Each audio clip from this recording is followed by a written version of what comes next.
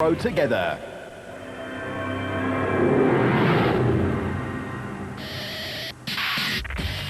The 2007 Toyota Dealer 400 in Mpumalanga was set to decide the national championship titles in several different categories, as race 7 out of 8 was due to be a real car breaker and hope wrecker. At the race host's headquarters in the town of Lydenburg, drivers, crews and fans relaxed before they would all saddle up and tackle the long 400 kilometers of exacting racing ahead in various guises. And in this part of the world, the routes can change in a matter of seconds as the weather plays its wily tricks on cars, drivers and navigators. The three-time winners of the Toyota Dealer of the Year award, Lydenburg Toyota, was where drivers registered on their way to starting their last-minute preparations for the penultimate round of the ABSA Off-Road Championship. But for most of the national title contenders and hopefuls, this was it. The cards were all on the table. For the defending national champion, it was G for go. Very, very important. We're lying a close second on the championship. We've still got a chance to win the championship. Duncan is leading. There's about 12 SP entries, so I think it's going to be tough. And also it rained a lot last night, so I expect that the road is going to be very, very wet. But we'll see, and I'm looking forward to it. And I'm looking forward to both of the last two events. I think it's going to be close to the end. And that's how it normally is in the series. And there was some serious playing to be done. Yeah, absolutely. I think we'll be playing in the mud. I don't think I've got anything that doesn't have mud on it. So we'll just go straight back into it, and hopefully we get through to the end. The mud, does that bother you? Initially it used to, but I think with so much time playing in it, I'm actually quite looking forward to it. Well, boys will be boys. Jean Moore was back and he too was ready to play. Sitting out one race feels like forever, and yeah, it's going to be a good race. And the conditions out there are going to be tricky. Yes, it's going to be wet, especially tomorrow in the forest area. But I think today will dry out. We're not off first, so the first guy is going to have a tough time. But I think it's going to be well, yeah. Nissan were looking for a 7th consecutive win in 07. VZ Van Sale too was back. Well, I was enjoying my retirement, but got the call from Nissan. Unfortunately for Quinn, he had an accident in London, so it's my opportunity to get back in the hot seat. You're looking forward to it? I really am. We had a good test session down in the Cape last weekend. Ivo and I are getting along well. I've now just got to get my rights and left right in the racing car. And those are important. The Rurikon team were hoping to challenge in Class E. We're quite a bit behind the leader, but anything is possible, as we've seen in the last couple of weeks in motorsport. So we have to finish good. We have to finish first, as a matter of fact. And from there, you know, if we've got a good finish, we can fight on the last event. But we need a good finish today. And perched at the top with all that pressure, it was former champ Duncan Voss and Ralph Pitchford, while defending champ Grobler was loading up with his nav Francois Jordan, while Ivan Tollefson and the injured Quinn were too far back to scare the pace setters. In the special vehicle category or space frame cars, Atlas Copco's Nick and Ryan Harper were atop the championship log. I'm going to go out hard, but still be conservative. I think it's very important to do well in this race, finish this race. I think this will be the deciding factor who's going to win the championship or not. You know? So you guys will have to keep a close eye on the Motorride crew Hutchison and Bergman. That's basically what it's about. My pit crew's got to tell me where he is and what's happening with him, and that will be to decide how I'll actually pace the race. You know? In the opposition camp, 2005 champion Hutchinson knew exactly what needed to be done to get his nose in front. We're behind Harper by 15 points, so we need to finish ahead of him in both of the next two races and try to take as many points out of him as possible. I think we're the only people in the Class A that can still try and fight for the championship with him, so yeah, a very important race. And what would the strategy be? Points, a win, or conservation of car and limb? What will it be? Now, at this stage of the game, there's still two races to go, and both myself and Nick have to finish the next two races. So at the moment, it's still conservative. I've still got to finish because, you know, you could have a problem in the following race. So at this stage of the game, we've still got to be relatively conservative. And, you know, I'm going to watch where Nick is, and pretty much we're only racing Nick. We're not really racing anybody else. But as long as we finish this race, put the points in the bag, whatever we can get, when we go to Carnival City, that's where it'll be make or break. And with 2006 champion Alfie Cox there to run some interference, who knew how it would turn out? For the Crows, the championship was won. Yeah, we are just to enjoy it now. It's not about championship points, so we're going to take it, say rustig, soos die boere sê. gaan dit rustig vat and we hope to just enjoy it and don't come back with any punctures or rolling down the mountains or anything like that. And talking mountains, one of the veterans of the sport was not quite at the peak of his game. Yeah, it's not too bad. I broke my wrist 2 weeks ago, but fortunately it's been screwed together, and well, I've decided not to do all the driving. Very fortunate to have some good mates, and Robbie Walk will do the prologue today and start the race tomorrow, and then I'll do the middle section, and then my co-driver Chris will do the final bit. So we're keeping it in the family. We need to get a few more points. We're not there yet, but obviously we want to secure our lead in the championship, so that's why we're going to all the effort. The father and son combination, the Harpers, with a huge effort at the top, while the motorite pairing of Hutchison and Akim Bergman were ready to pounce. The rest of the specials were just too far back to scare the top duo. At the start of the prologue, scheduled for 40 kilometers, severe-looking rain cloud had again gathered on the horizon after a long night of thunderstorms and rain. But that did not stop Bevan Berthold and Jeff Minott in the second Atlas Copco Porter. Hutchison and Bergman were up next, and the motorite bat was in fine voice.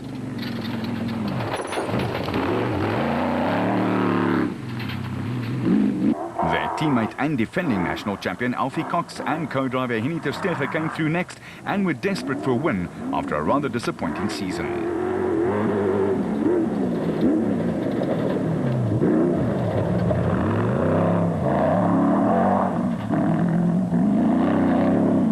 The Harpers, Nick and Ryan, were conservative but steadfast at the start.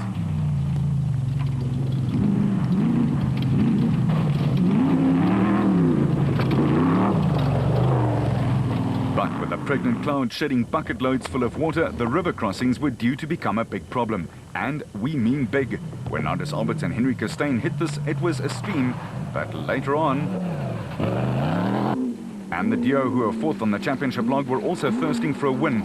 But as Shamir Varayawa and Siegfried Rousseau in their Total Motorsport Jimco approached a few minutes later, it had swelled considerably.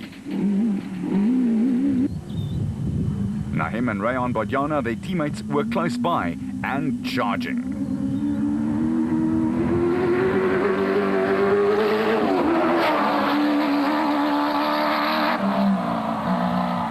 The Silwart Transport Zarko with its 5.7 Chev engine was also flying along in the hands of Karl-Heinz Silwart and Paul Helberg riding next to him.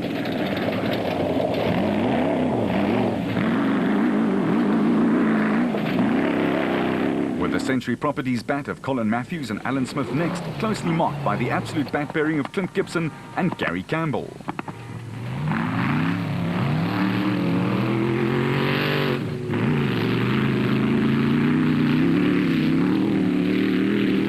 Krobler and Jordan led the production car procession, with the rivers already much more swollen than they were 15 minutes earlier. While Mark Grenier and Chris Birkin had already remodified their Toyota 4-litre Hilux to a certain degree, and this was just a few Ks into the prologue.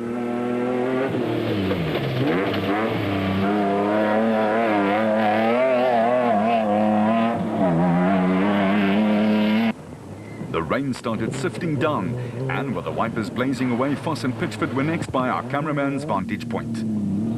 Just a bit further up the road, Toyota Castrol's Bevan Berthold and Robin Houghton came scuttling by, and they were the last ones to make it, because the river had put a rather premature halt to the prologue proceedings. The prologue has been cancelled, and you guys will start in seeding order 30 seconds apart. In a matter of 20-odd minutes, the little stream had grown to a mighty river. There were torrential rains around the area last night, and when we checked the first river crossing this morning, it was quite passable, but at the time that the first car started, the river actually came down, and after 14 cars we determined that it would no longer be safe for cars to pass the river crossing, and there was not an easy way of diverting the cars around the river for continuation of the prologue. So I had no option but to actually cancel the prologue. So it's a bit of a pity for the 14 guys that actually did the prologue. That's now a bit wasted, but unfortunately in terms of safety we couldn't continue. And that meant a revision to the starting order procedure.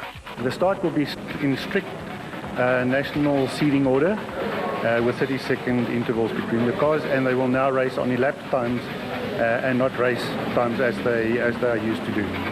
This was met by agreement from most of the teams, including Ford's former champion and team manager, Neil Woolridge. Yeah, it's a funny situation, you know. We're sitting there with 40 seconds to go to the start, all hyped up, ready to go and rock and roll, and then they stop the prologue, you know. So, but I think in hindsight, probably the right thing to do.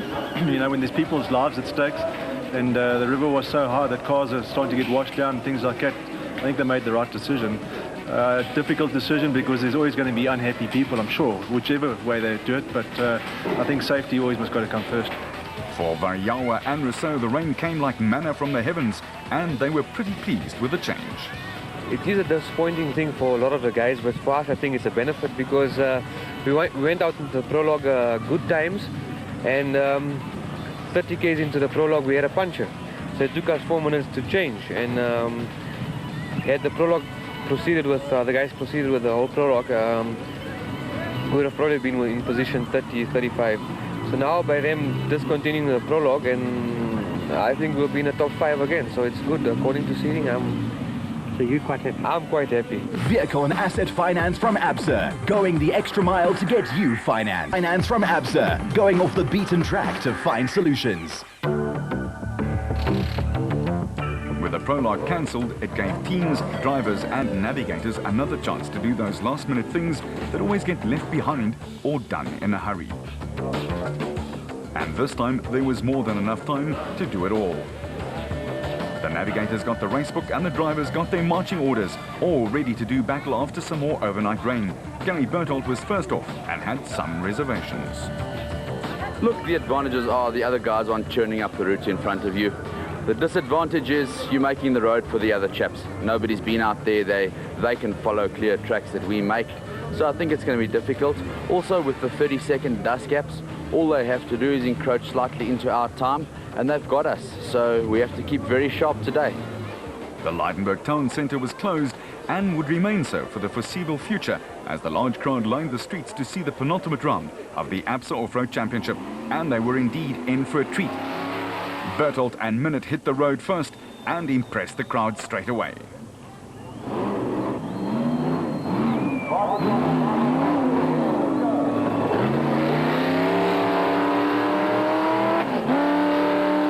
Hutchison and Bergman were off in an ideal position second, and they would be looking for the fresh tracks made by Berthold and Minute ahead of them. A great help, and they changed the course immediately.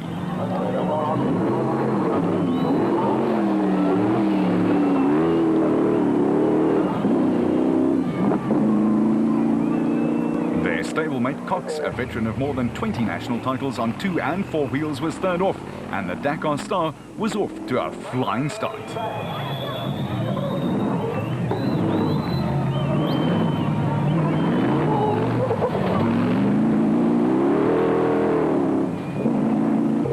With a big task ahead of him had Jordan countdown to their start time. The burly man with 4 off-road and 1 national rally title under his belt is always a crowd puller and pleaser.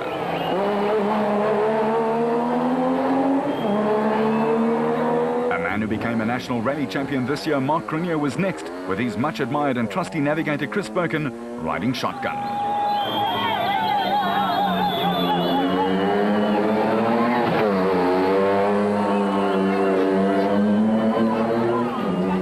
Duncan Foss and Ralph Pitchford took to the tarmac next, and it was clear that Foss was one determined character.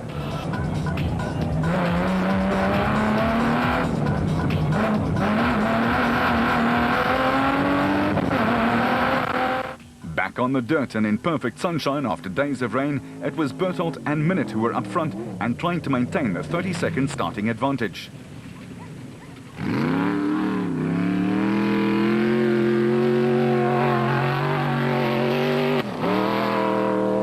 Flying Hutchison had already made up more than half of that, and he was doing some serious sprinting. In fact, he and Bergman were just 13 ticks behind and picking up even more. The Motorrad team struggled to find their feet with a new Spec 3 bat early on, but in the second half of the season, they certainly did. And they caught the Atlas Copco Porter in double quick time. Now they had to find a way past. and Berthold would want to make his turquoise porter as wide as possible. And a mistake in thick mud gave them the gap they needed.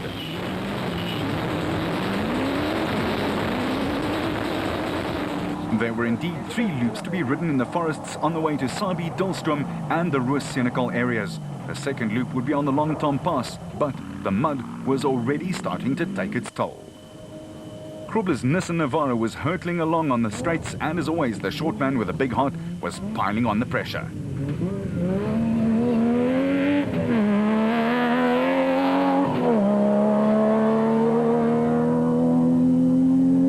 With Cronje and Birken desperate to make name for themselves in their host event in the Mpumalanga province.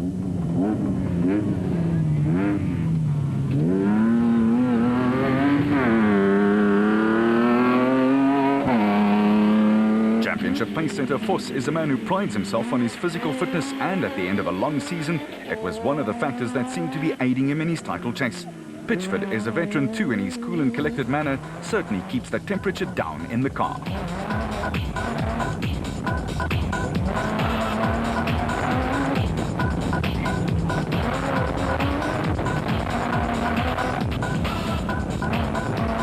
But early on they had trouble and stopped to repair what seemed to be a slow puncture.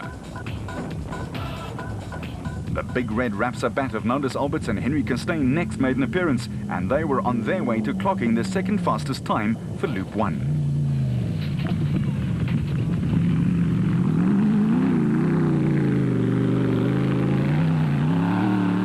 Bevan Berthold and Robin Houghton were quick through the forest section, with Woolridge and his nav Kenny Scholthammer applying huge pressure. They were virtually all over their exhaust pipes, with Mosaji and Barhanya and the Total Motorsport Jimco doing exactly the same to the Ford Dio. Cox and Ter Steege looked like they were biding their time and trying to go steadily on the first 100-odd Ks.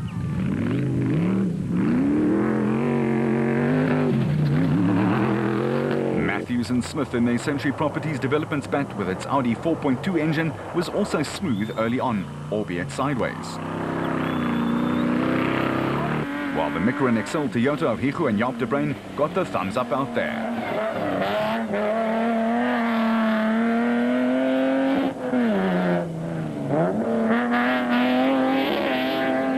The blue Silwald Transport Zarko came flying by next. Holding absolutely nothing back was Karl-Heinz Silwald behind the wheel.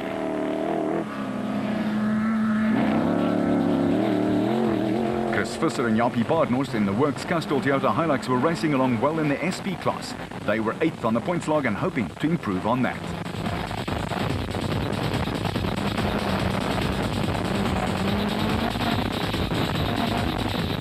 But they were already one short in the team as Cronje and Birken came a cropper with a broken rear axle just 30 Ks into the race.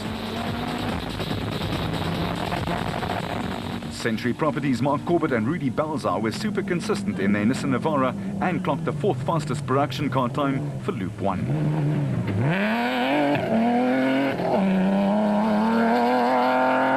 Barayawa and Rousseau were smooth but had some troubles early on and were trying to keep things together.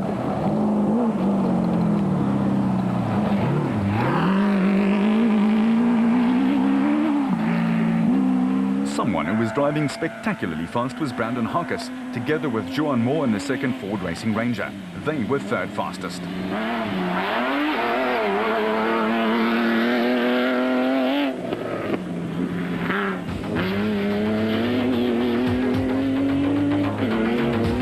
And at the 6th spectator point at Vermont, there were only 4 production cars in the top 10, perhaps indicating the severity of the road conditions and the help it was giving the specials.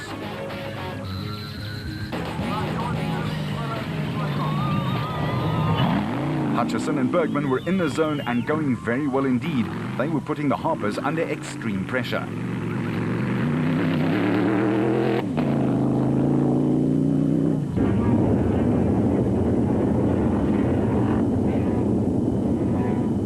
But the father and son in the big Atlas Copco bat weren't just going to lie down either. They were trying to maintain contact and to keep the pressure right on the Motorrike pair.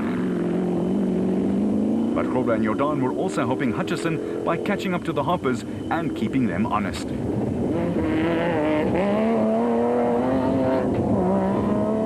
was tough and caused several dozen punctures, Alberts and Costain the latest victims. Defending SP class champions Woolridge and Scholthammer had their tails up, while Musaji and Bodhanya in the Total Motorsport colours were putting up a fine performance too.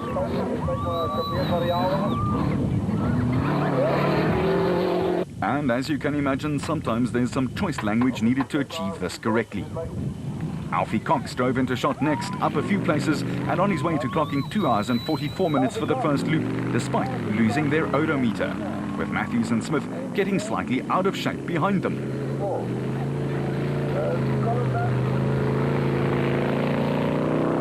Foss and Pitchford were just behind that, but not near enough to scare stablemate Hannes Grobler. They needed to close the gap. With Bertolt and Minute having lost some ground, but not slowing greatly, and you had to take care through the river. The water was still pretty deep.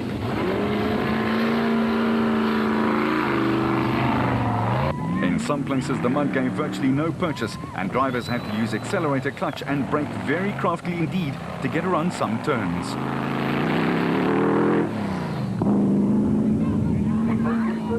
With Varayawa and Rousseau desperately trying to make up some of the places they've lost with their earlier troubles.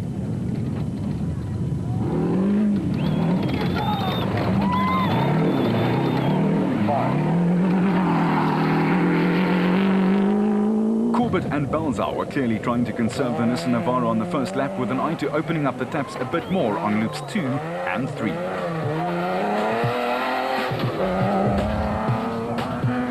The Micra Excel dealer team Toyota Hilux of the De Bruins provided the spectators with a spray of mud and a spectacular corner. The Toyota Dealer 400 continues.